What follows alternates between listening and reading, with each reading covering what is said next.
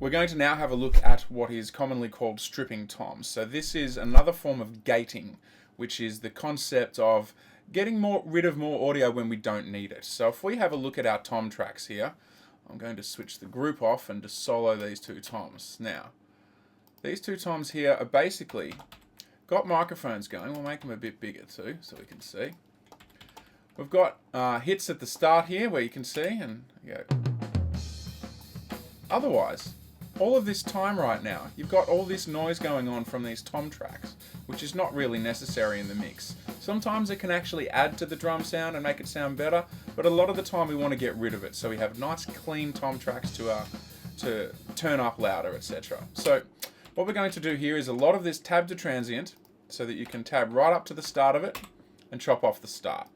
Okay, so we're doing this with both these tom tracks, and we can usually click a bit after it. You listen to how long the tom lasts for and find out where you think that tom signal is finished making sound, and we're going to chop it there and then fade it out. So if we have a listen here, cool. So let's guess around about here. We're going to chop that there, and the smaller the tom, the shorter the length of the sound. So we're going to tab to there, and we're going to basically put a fade in. Now, two keys that I use here is the B key to chop the file, and then if I click somewhere, like in this situation, I'll get rid of this fade again for you, and if I click there with my cursor, and then I hit the G key, it will put a fade from where I selected up until the end of that clip.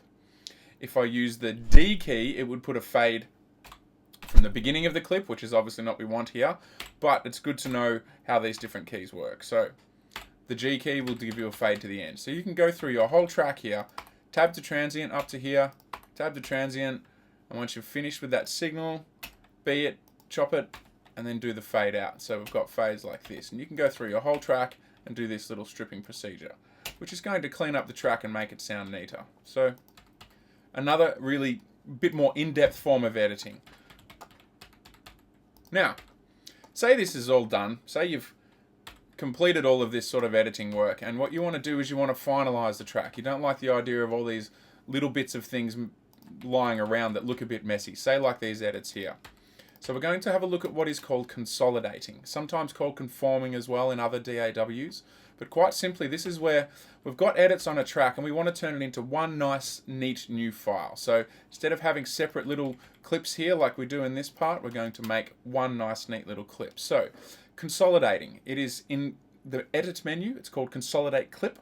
The shortcut, as you can see from here, is Option and Shift and 3. So instead of clicking there, I'm going to do that as a shortcut. Shift, Option, 3, bang.